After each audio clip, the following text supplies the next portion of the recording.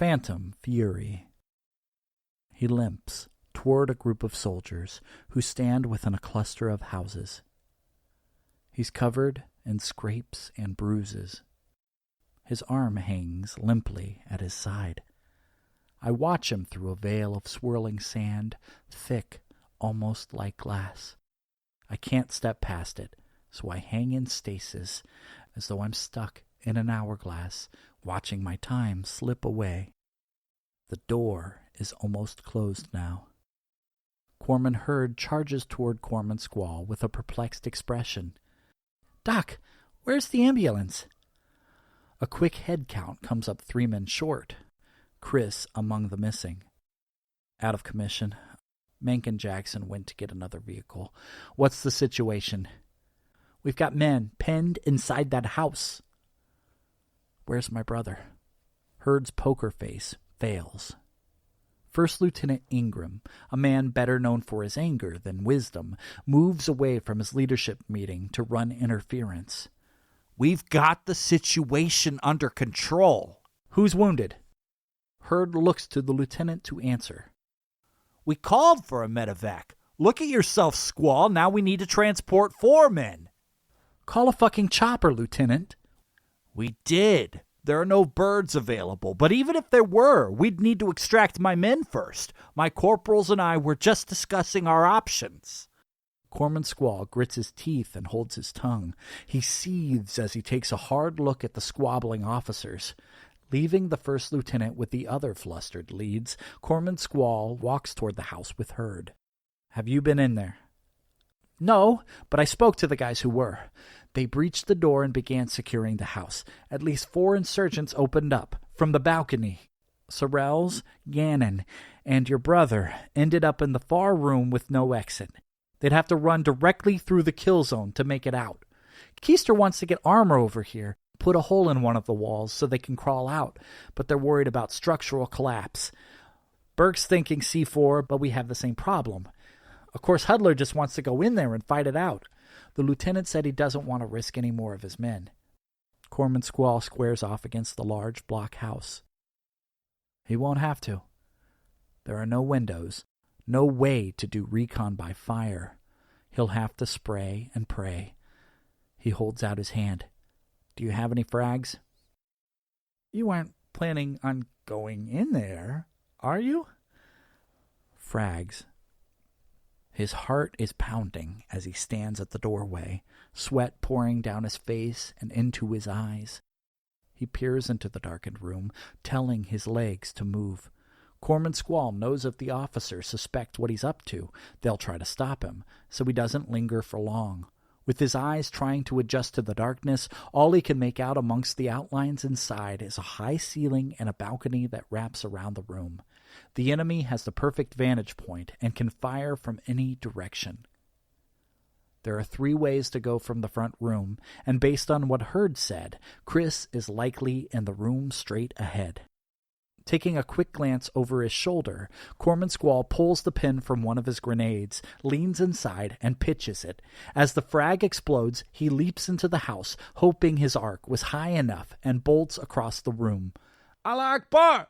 Allah Akbar!" Gunfire comes, but it's just a hair too late. For the first time, I see how close I came to death as the bullets dig at the floor and wall just a fraction of an inch behind my younger self. The dust devil whipping around me drops away, releasing me and allowing me to follow my younger self into the house. I rush into the dimly lit room. The dirty floor is slick with blood. Corpsman Squall knows from the moment he enters who it came from. The only man left standing points his rifle at the corpsman as he enters. When he sees the uniform, PFC Gannon is so relieved he begins to cry. "Oh, thank Jesus!" Sorrells is obviously gone. Struck in the neck with a high-caliber round from above, his head is barely attached to his crumpled body. Chris lies a few feet away, too weak to move.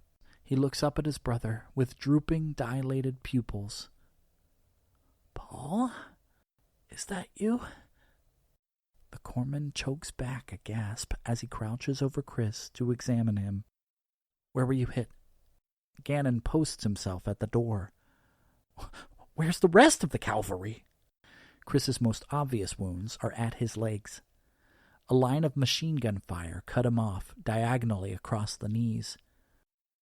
I think I hit my head, bro. I'm having trouble staying focused. You can't be serious, Gannon says. You're it? Chris's head is split open behind his right ear. His lips and chest are caked in vomit, and his pulse is whittled to almost nothing. Corpsman Squall knows what that means. I cry out, Nicholas! Come on, Nicholas! Corpsman Squall sits on the floor beside his brother. He looks up to Gannon, his voice brimming with strain. Tell your Lieutenant PFC Squall needs an immediate medevac. How am I supposed to do that, Doc? There's no way out. A look of deep concern crosses Chris's face. Is today my birthday? Yes, Corpsman Squall says, cradling Chris's head in his lap. Tears leave tracks in the grime and blood streaking his face as he gently strokes his brother's hair. The corpsman pulls Chris to his breast and whispers 3 words. Please don't go. But it's already too late. He looks nothing like the images flashing through my mind, and so I know this can't really be happening. How can I reconcile any of this? Even after all these years, I still can't believe it. My brother was so young and vibrant. He was practically a kid with 1,000 years ahead of him. He was a bonfire reaching, stretching up to the wide, open sky, and now he's nothing. Just a lifeless object on a cold stone floor. His eyes are open, staring at me, but they aren't his eyes. Just 2 dull, unblinking orbs. His lips are drawn back over his teeth. He doesn't seem peaceful. He struggled. When he left the world, he was in pain, and it breaks my fucking heart. I've seen all this before, and I still don't know how I'm supposed to reason through any of it. I watch Corpsman Squall as he struggles to process what he sees, wondering how he could possibly explain any of this to his mother or to his sister or to any of the other people waiting for Chris to come bounding up to them back home. It's as though I'm having all these thoughts in carbon copy. It's as though I have to make those same phone calls all over again, only this time I see no merit in staying away from everyone. I see no benefit in avoiding the open arms of my loved ones. I know the folly of hiding away, watching those necessary entanglements with her. What a fool I've been! I shout at Corpsman Squall, this is your fault. You know that, don't you? If you'd been a better brother, he'd be alive right now. He could have had a life. PFC Gannon stares down at the brothers with pity twisting in his guts. His anxiety reaches a new peak. He paces the room, practically crawling up the wall. We have to get out of here, Doc. I'm not ready to die. Why aren't they coming to help us? How could you have let this happen? I yelled.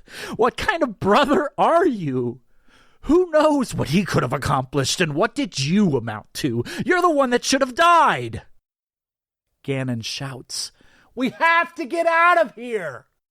Corpsman Squall begins to recite a soft, almost inaudible song. When he's finished, he gently places Chris's head on the floor and bends down to give him a kiss.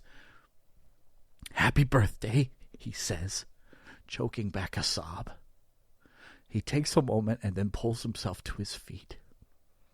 Peering out into the main room, through his tears, he notices something his unadjusted eyes could not. They've set up mirrors. They're watching us. They can see us. But we can also see them. He readies his rifle and places a hand on Gannon's shoulder. Let's take as many of these bastards with us as we can. Corpsman Squall storms into the kill zone, guns blazing. Gannon doesn't follow, but he does target the insurgents from his hiding place. I can't stand it anymore. I can't stand here and look at him, lying on that floor. I hope I get a chance to speak with him the way I had my mother, and Gail, and Jen, but it doesn't happen. Instead, I find his key lying in a pool of blood beside his lifeless body. I close my eyes and concentrate on a time in my life where I felt the most at peace. I'm bumping along in the bed of my grandfather's old truck, surrounded by a haul of Christmas gifts. The gentle click of the turn signal intermingles with the hum of the road passing beneath us. Grandpa Limley drives us around the cobblestone square of his hometown, along a road called Home Street. 7-year-old me lays his head against the frosty window and pretends to sleep, but both he and I are listening to the same beautiful thing. Chris sits between my younger self and my grandfather, singing a Christmas carol with his tiny voice. Uncertain of the words, the 6-year-old performs his own version of the song. We 3 kings of Orient are, bearing gifts we travel so far. Field and fountain, following yonder star. Oh,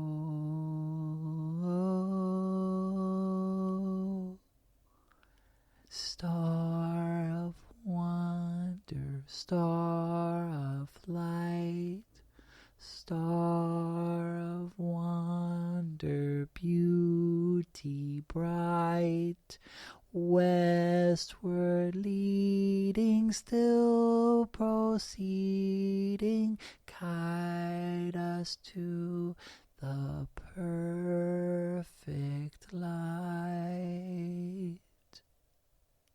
I'm surrounded by the quaint beauty of an idyllic white Christmas. I lie in the bed, the metal cold against my back. I watch as strings of garland pass overhead. I gaze at the lamp-posts decorated with silver bells and wreaths, and I clutch Chris's key close to my heart. For the first time since the day he died, I allow myself to weep